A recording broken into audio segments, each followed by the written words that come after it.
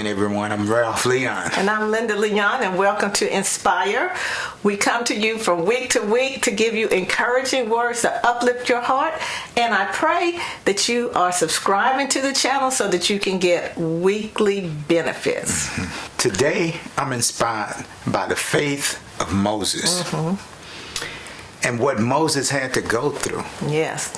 To be one of the most talked about characters in the Bible. And if you think about his circumstance, okay, Moses was born in royalty, right? Mm-hmm. He was raised in Egyptian, so he knew the language, he knew all their ways, he knew architecture, he had a skill that he wouldn't have gotten as an Israelite. Yes. And this was by design. Mm-hmm. Mm-hmm. But you don't always see that when they're going through it. You don't see the purpose of what you're going through. And let's back it up even a little bit more. Yeah. Because Moses was born during a time when Pharaoh was forcing the Israelites to throw their newborn babies in the water, the river. Mm-hmm. So the plan was going on way back then, mm-hmm. and his mama had the insight to try to save her son, mm-hmm. and she put him in a basket, sent him down the river, mm-hmm. and he just arbitrarily shows up in the Egyptian princess's court. Yeah. No, this was God all the way through. Even before Moses could talk, the mm-hmm. plan of God was in operation. Because he still had his Israelite cloak with him. Yeah. To know someday that they were going to identify him as an Israelite. Right. So as he grew into adulthood, and of course he had a change of heart, mm-hmm. Mm-hmm. and he could not stand to see his people being mistreated like that. Right. Once he realized that he was an Israelite, but even before then, he had a heart for them, mm-hmm. and so he had to kill one of the Egyptians and protecting one of his own people. Mm-hmm. Okay, and as you know, he was exiled for that, and he had to go through a desert situation, and he had to get really tough. He had to survive in a desert. For 40 years, mm-hmm. he was in shepherd training. Mm-hmm. Mm-hmm. So these things that we go through that's tough, I like the word you used, training. So don't look at it as punishment. Mm-hmm. Lord, what did I do? Mm-hmm. How did I end up here? I had this cushy job. I was in a climate control setting. I had a position, and then all of a sudden that was snatched away from me. Mm-hmm. But if God has a plan for your life, you are never going to be content where you are. When God called on Moses to lead the Israelites and set them free, mm-hmm. he didn't feel himself that he was qualified. Wow. To the point to where he asked God, he said, I can't do that. I'm not a good public speaker. Mm-hmm. Surely you have me mixed up with my brother. Ask Aaron. I think he's a better. He said, no, I want you. Mm-hmm. Well,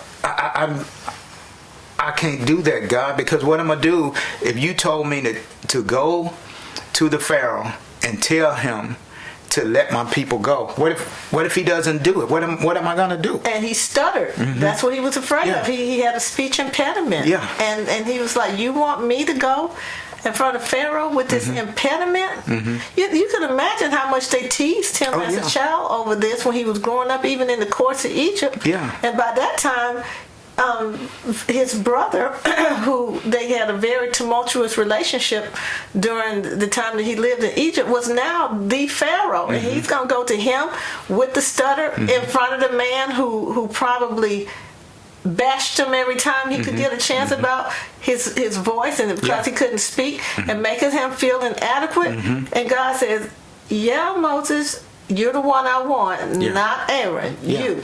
I want you to go and do this for me. And not only that, his brother wanted he coveted the position mm-hmm. that Moses had before mm-hmm. him. So he was licking his chops when he saw that now this position was open for him. Mm-hmm. Yes. So imagine this. You know You've heard the voice of God tell you to do a certain thing. So it's going to make you walk out proud and with confidence. Yes.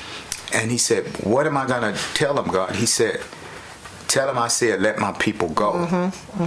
And if, okay, what if he says, who sent you to tell me this? He said, tell him I am sent you. And he's like, okay. All right. He's feeling good now. Because he seen God in a burning bush at this point. By this point, he has seen God in a burning bush. So he knew that he wasn't hallucinating. Yeah. He knew this was a physical thing. He knew that something supernatural had happened. So he, in his spirit, he said, okay, I can do this because God himself has showed up in this burning bush and spoke to me. So I know I'm ready for this. Yeah. Oh, Lord have mercy. He now knew what happened he around? was not having a heat stroke. Yeah. He remembered the voice saying, take your shoes off because you're on holy ground. That's it. You're on holy ground. Yes. He knew that bushes don't talk, nor do they burn on their own and talk at the same time. So he knew the experience he had was true. Yes. It was real. It wasn't nothing he imagined. So he goes with that confidence all the way. He said, no, this man gonna tell me no, but I'm rehearsing this. I am sent me. Let my people go. I got it.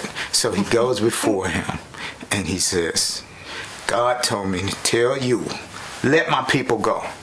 Yeah, I'm not letting nobody go. And he was like, you not? I wasn't ready for that. Oh my goodness. And that's how we are, right?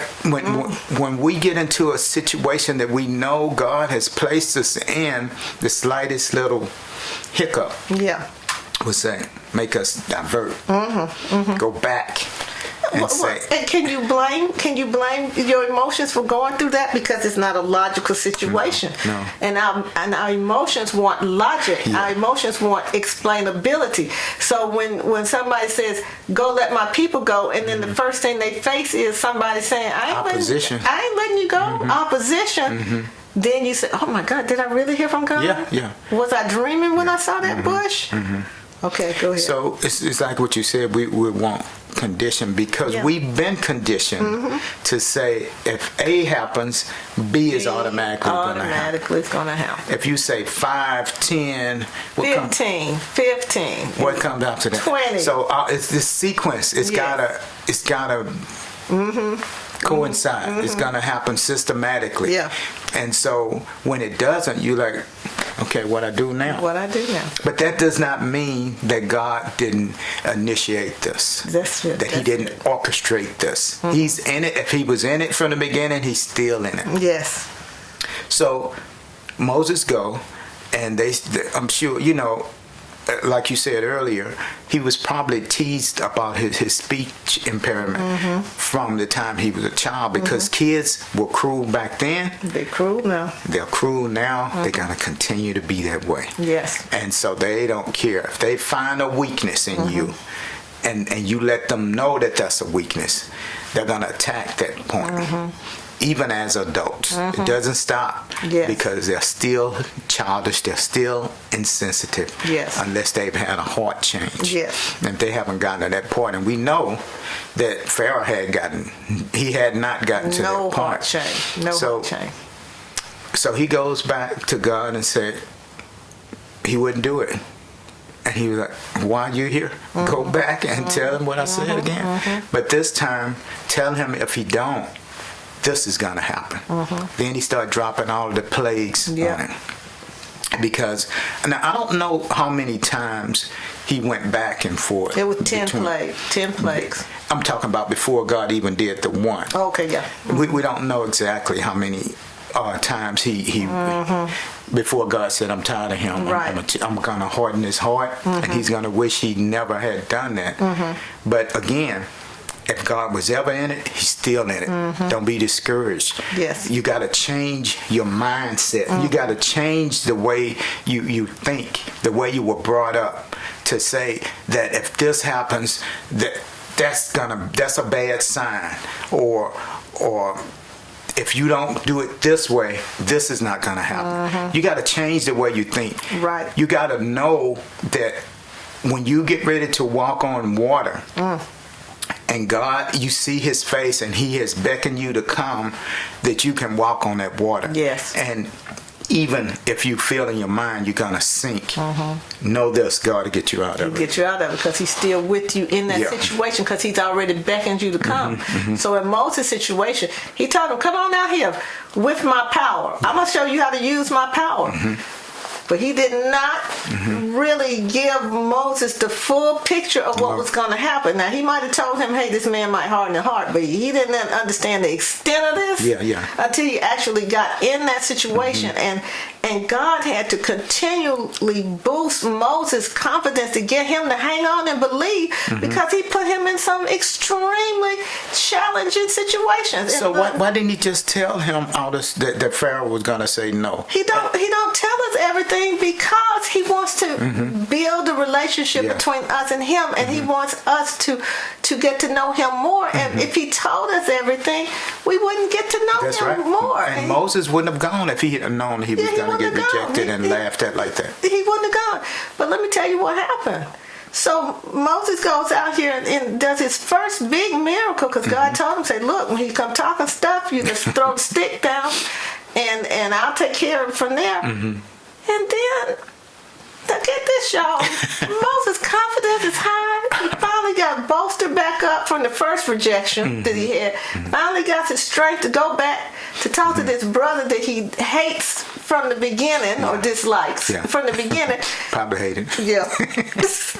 And he gets in there, and then he's doing this miracle. His confidence up. He throws the stick down. It turns into this snake. I mean, we talking full display here of power. And then Pharaoh started laughing.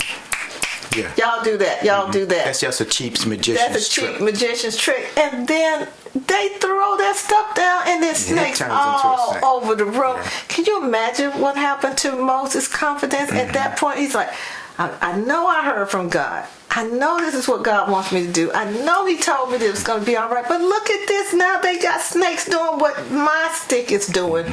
But then God said, hold on, Moses. He's showing his power again. He's showing his power again. And then Moses' snake ate up all of the Egyptian snakes that was on that floor. So then there goes Moses' confidence. But you see the ebb in the flow, up, down, because our emotions pull us every direction. But God is constantly trying to bring us back around. Just trust me. Just trust me. Now walk with me a little bit more with Moses. We know about all of the plagues. And there were so many of them. And I facetiously said that he hated his brother, but he probably do, because sometimes you do hate your siblings. You hate your brother until God changed your heart. And because they have done you so much cruelty and so much disrespect is involved in the relationship, and from the time you were growing up until adulthood, and they still haven't changed. So sometimes it can turn into hate, to where jealousy can build up so much till you will kill your brother. You would stand back and watch something terrible happen to him without even ever lifting a hand, because you have only to turn on the news to see these type of circumstances played out. So Moses, after the plagues were done, he set out on his next task, which was to lead the Israelites out of Egypt into freedom. Right. He was so excited. It was no more taskmasters, no more working 15-hour days, no more 7 days a week. By whip and abused. Brick with no straw. Now they could go and live what they thought may have been a normal life. So they left walking. A million, 500,000 people, I'm not sure how many it was. But they left following Moses. Rejoicing. Happy, singing. They left with gold. They were ecstatic. They were clapping. Finally, after all of this we've gone through, after everything, after all the plagues, after seeing God take care of us while we were going through the plague, they said in the land of Goshen, they were fine. While God was over there tearing up Egypt, and even when the darkest plague fell on Egypt where it was so much blackness that you couldn't even see this far in front of your face, and they said it was light in Goshen. So God had really isolated his children from the suffering part of those plagues. And now Pharaoh says, you can go. They're rejoicing. They're happy. They're excited. They're telling their children, look, God finally brought us out. Look at what God has done. Look at what God has done. And then what happens, Ralph? What happens? Well, I'm going to go back a little bit further because they took everything they had. They took the spoils. The clothes that they had on their backs. But the point I'm trying to make is when we go on a long trip, we plan ahead. We said we're going to drive X amount of hours. Then we're going to stop at the restaurant or to stop and go, convenience store and get us something to eat. Well, there was no stores out there. So if they ran out of food, that was it. And can you imagine with that type of trip, they were going to run out of food. Right. They were going to run out of water. You can only carry so much water with you. But God had already made a way in the wilderness for them. But they didn't know that.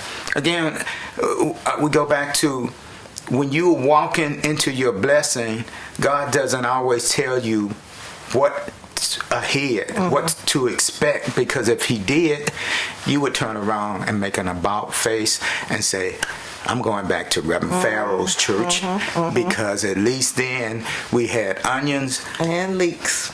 I don't know if it's any stores up here. I don't see Moses carrying a truckload of food, wagon load of food. We don't know where we're going because they didn't. I'm thirsty. Have anybody asked Moses? Does he know where he's going? Does he have a navigator?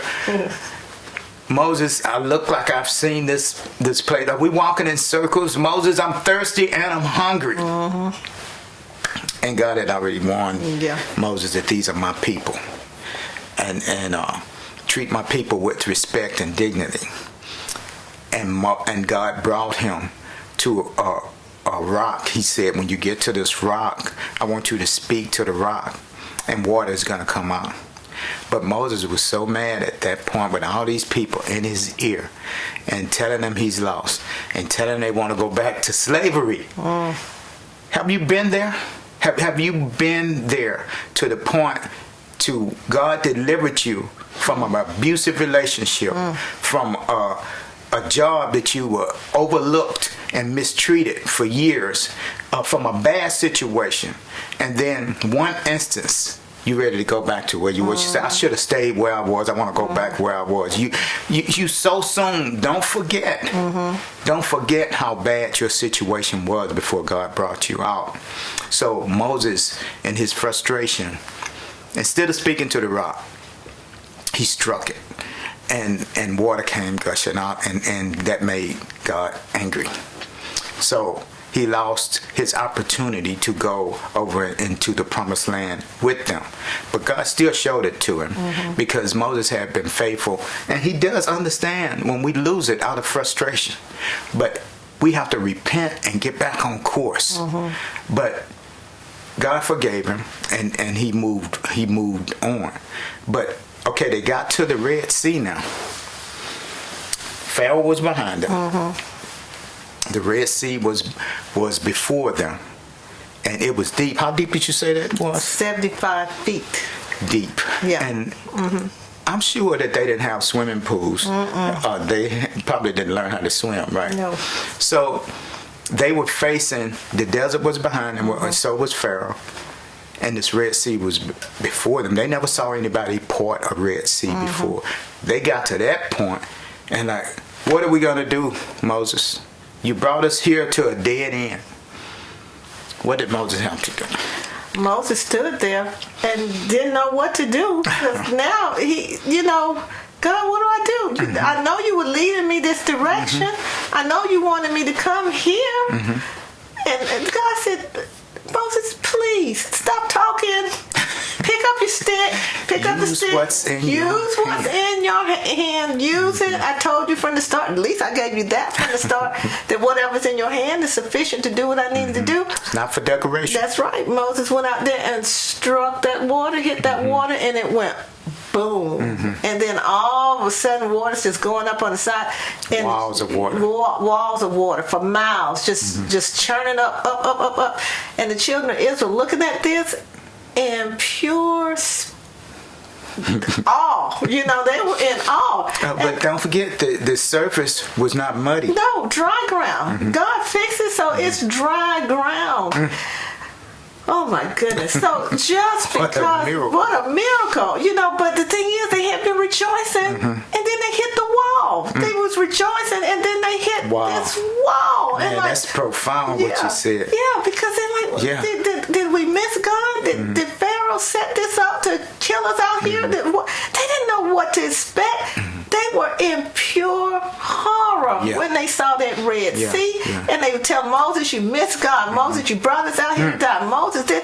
And all of this was in God's will and his plan. And God even says in the Bible that he did not send them the short route because they would have run into the Philistines. And he didn't want an untrained group of people fighting military warriors. Trained, experienced soldiers. So he said, took them the long way. Yeah, it's easier for me to take them the long way and part the sea rather than to deal with the hardness of men's heart as soldiers. Can you imagine that? That's a small task for him to part the sea. Part the sea compared to dealing with hard-headed men who are warriors. But the thing about this story is the children of Israel didn't have anything that told them that the sea parted and they walked on dry ground. We have that we can read that, but they didn't. So they were probably in pure chaos. Because they only had a little while to bask in the miracle they have experienced. Yeah. Because Pharaoh, they were right behind them with the chariots, and they were going to bring them back, and they was going to do a lot of killing. That's what was on their agenda. And Moses said, "Come on, get in the water, walk through," and they started looking up like, how? Let's go, you know, because they could hear the horses, the chariots coming, and the chariots coming after them, so they had to keep moving forward. So and we're talking 3 million people now. Yeah. 3 million people got to get across this entire Red Sea. So you have a little time to bask in the miracle, but you got to keep moving forward. And if God ever was with you, he's going to be with you through and through to the end. Yeah, then when they got on the other side, then they saw another miracle, because God closed the Red Sea and drowned the entire Egyptian army. Sure did. And this Egyptian army at that time was the most powerful force in the world, and God took the entire army out in an instant. But the point we're trying to get you to see is when you pray to God, something wonderful happens, and you all excited, and you got the miracle, and you praising God for the miracle. What's your expectation that it's going to continue to go that way? We all going to hit a Red Sea. Yeah, but we all going to hit a Red Sea. And because where you've used up all of your resources and you can't go back to where you was, and quitting is not an option. You gotta keep going. Keep going. So we're telling you, if you had a blessing and you were excited, and then you hit the Red Sea, don't throw in the towel. Yeah, that doesn't mean God left you. That doesn't mean God left you. That doesn't mean that you're out of the right path or anything like that. All that means is that God is going to give you another opportunity to see him work at a deeper level. Yeah. And then once you cross that Red Sea, you're going to be blessed all over again. And the only thing in God's pathway for our lives is a blessing. The only thing. It's nothing but a blessing. So these obstacles that we go through, yes, they cause us emotional hurt, but they are also a part of the journey for us to be blessed. And also, God knows that he gave us taste buds. We're only going to have to eat manna for a little while. It's not going to be a permanent thing. Right. So trust him. Trust him. Don't complain about having to eat manna. It's only going to be for a season. And you're going to get past this. Yes. But trust God. Trust God. Father, in the name of Jesus, we thank you that when we hit the Red Seas in our lives, you are there. Yes. You were still make a way in the wilderness, and you will do whatever you have to do, if that means parting that Red Sea. But help us to know that you are with us through whatever desert or Red Sea circumstance we find ourselves in, because if you are with us, we're going to make it through. Amen. All we need to do is see your face. Amen. We trust you again, God, Yes, and thank Lord. you for our Red Sea experiences. Thank you all for watching, and remember, subscribe to the channel, and we'll see you again next week. We'll see you next time.